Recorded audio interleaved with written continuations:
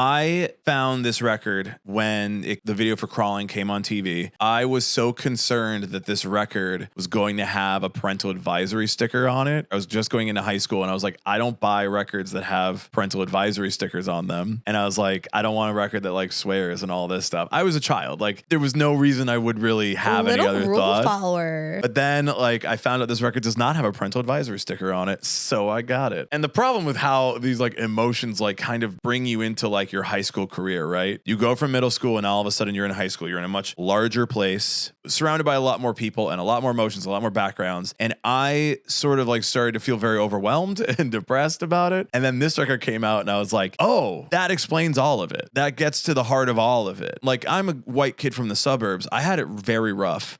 So this record really explained like what I was going through. There's records that are of the time, and then there's records that defined the time. You can find many bands that didn't really change anything when they made a record. They just were doing something that happened at the time, and they made some good songs. They might have a career from it. You don't put them up there in the pinnacle of bands that like, because this band existed and because this record existed, things have tangibly changed over the course of our lifetime. This is a record that changed everything. 12 times platinum. There's so few people that have not heard this record. The reason it was so successful is because people had to buy it. You had to go out to a store and purchase it. Yeah, 2000, that's a very different time. And I did. And I was there and I bought this record and I listened to it on my Sony Walkman CD player all the time. Unstoppable album. Everybody knew. Every teenager purchased it. Everybody knew this band. They are one of the biggest bands of all time for a reason. And music and the music industry and how things have transpired throughout time are different because hybrid theory existed. And I am saying that because I have a massive nostalgia for this, but you can't look at this record and not say that's absolutely true. It is different. Rock music and hip hop music are different because of this record. Emo music is different because of this record.